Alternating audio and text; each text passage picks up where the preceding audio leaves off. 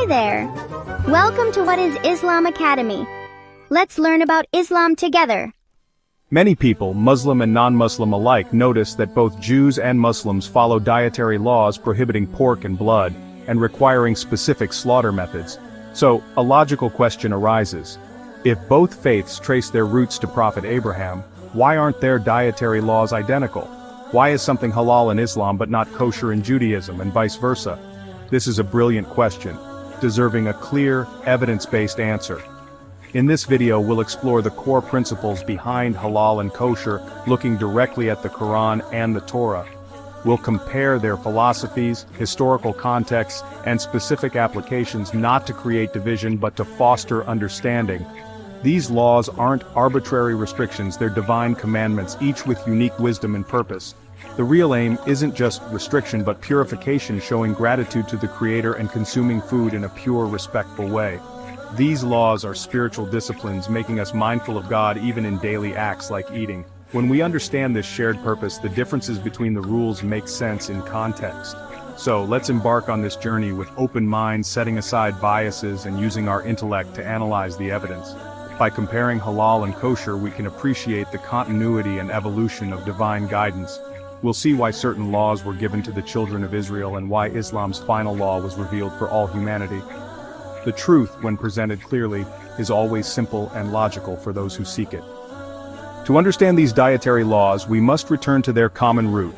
Both Judaism and Islam are monotheistic, Abrahamic faiths. They share the same God, and so it's no surprise their core beliefs and practices overlap, like prohibiting pork and blood, and invoking God's name at slaughter. These similarities are signs of a continuous chain of divine guidance. God sent prophets to every nation, always with the same core message: worship the one true God. The laws given to Moses in the Torah and to Muhammad in the Quran both aim for a pure, righteous life. But while the source is one, the legal frameworks were tailored to each community's needs. Think of it like a doctor prescribing different treatments for different patients, even if the illness is similar. The Torah's laws were for a specific time and people. Islam's laws are the final, universal message. The differences aren't contradictions. They reflect divine wisdom and progressive revelation. Understanding this framework resolves the apparent puzzle. At the heart of both halal and kosher is the concept of purity, tayyib in Islam, tahor in Judaism. This goes beyond physical cleanliness. It's about spiritual and moral purity. God, out of mercy, guides us on what is pure and good to consume. The Quran says, "O mankind, eat from whatever is on earth that is lawful and good, halalan tayyiban." Similarly, the Torah commands, "Sanctify yourselves and be holy, for I am holy." Islam came to ease burdens placed on previous nations, reaffirming purity while lifting some specific restrictions. For example, Jewish law forbids many birds. Islamic law simplifies this with general principles. The core principle, avoiding impure or predatory animals, remains, but the method is simplified for universality. This demonstrates the compassionate, practical nature of the final revelation. Kosher laws, or kashrut, were part of a special covenant between God and the children of Israel. These detailed laws distinguished them as a community and tested their obedience. The Torah specifies which animals are permitted, like those with split hooves and that chew cud, and which are forbidden, such as pigs and camels. Some rules, like the prohibition on the sciatic nerve, are unique historical commemorations. These laws created spiritual discipline and a unique identity. But it's a mistake to assume that laws given to a specific nation are binding on all humanity forever. Kashrut was for the children of Israel.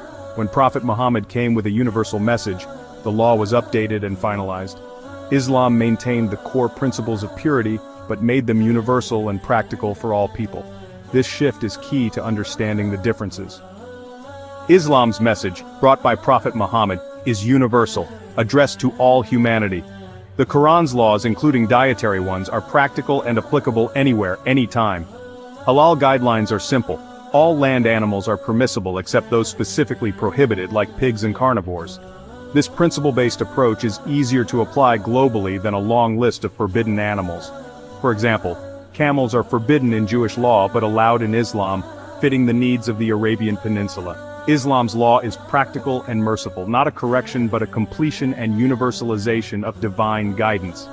Essential prohibitions remain, but the scope of what's permissible is broadened.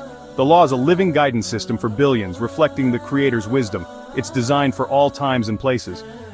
One major difference is Judaism's prohibition on mixing meat and dairy, a cornerstone of kashrut.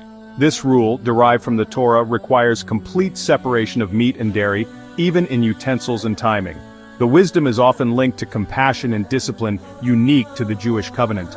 In Islam, there's no such prohibition. The Quran and Sunnah are silent on mixing meat and milk. Based on Islamic legal principles, Muslims can consume them together. Think cheeseburgers or yogurt-marinated meats. This isn't an oversight, but a deliberate aspect of Islam's universal law. Jewish law is based on a specific interpretation for a specific community. Islamic law is the final universal revelation. Neither is right or wrong. They reflect God's wisdom for different communities. It's a logical outcome of progressive revelation. Both halal and kosher require a specific method of slaughter, Dhabihah in Islam, Shechita in Judaism.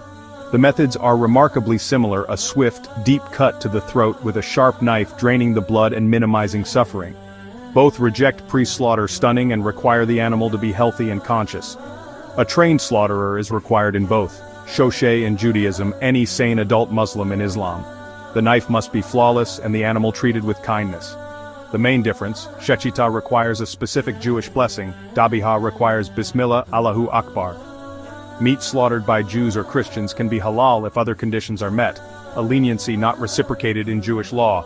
These are subtle distinctions within a largely similar framework. The shared principles highlight their common divine origin. The differences reflect their unique religious contexts. Some claim Islam changed or corrupted God's original laws in the Torah, but this is a misconception. The Quran presents itself as a confirmation and guardian over previous revelations, not a rejection. It confirms the divine truth at the core of the Torah and Gospel, while clarifying and completing them. The Quran is the final criterion, distinguishing universal commands from time-bound rules. For example, both Torah and Quran prohibit pork, a universal law. But the Quran permits camel meat, forbidden in the Torah for Israelites. This isn't a contradiction, it's the Quran clarifying which laws are universal and which were specific. Following halal isn't rejecting Moses' God, but following the same God's final will for all humanity. Islamic dietary laws are a merciful completion, not an arbitrary change. They represent the perfected form of divine guidance on consuming God's bounties. Understanding the Quran's role as confirmation and criterion resolves perceived conflicts. It's essential for appreciating the harmony between divine laws. In conclusion, halal and kosher may differ in details, but their spiritual goals are united. Both elevate eating into an act of worship and remembrance, focusing on the heart and mind, not just the plate. They instill respect for God as the provider and promote animal welfare and cleanliness. Both prohibit blood, carrion, and pork, universal values for health and spirituality. These laws are spiritual disciplines requiring mindfulness and obedience in a world of instant gratification. They train believers to control desires and make conscious, faith-aligned choices. Eating becomes an act of gratitude and submission to the divine will. Approach this topic with rational inquiry. Read, compare, analyze, and seek wisdom. These laws are not burdens but a mercy and guidance from a loving Creator, and Allah knows best.